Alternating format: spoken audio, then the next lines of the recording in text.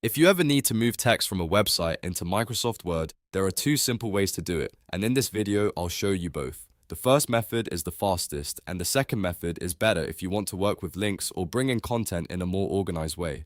If this tutorial helps you, be sure to hit like and subscribe for more quick software tips just like this. Alright, let's get started. The first method is the direct copy and paste method, and honestly, this is the easiest option for most people.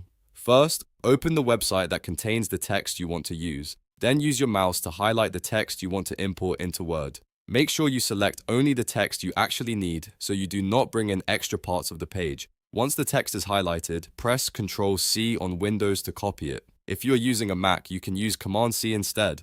Now open your Word document and click where you want the text to appear.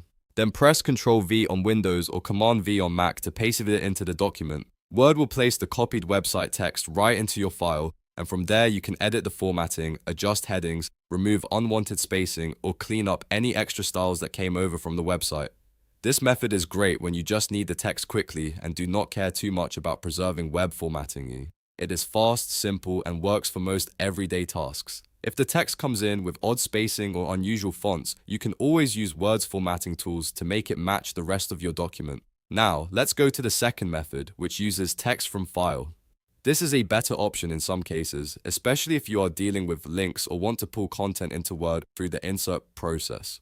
To do this, open Microsoft Word and go to the Insert tab at the top of the screen. In that tab, look for Object. Click the small arrow next to Object and then choose Text from File from the menu. When the file name box opens, paste the URL of the website into the box and then click Insert.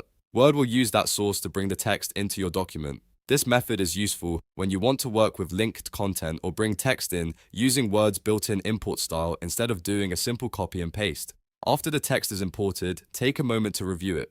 Check for missing words, broken line breaks, or formatting issues, especially if the website had tables, special fonts, or multiple columns. In many cases, a quick cleanup in Word will make the content look much more polished and professional.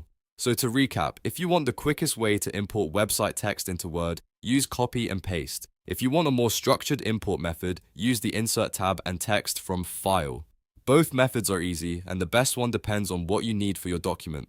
If this video helped you, please give it a like and subscribe for more simple tutorials, step by step. And if you want, I can also show you how to paste website text into Word without losing formatting in a future video. Thanks for watching, and I'll see you in the next one.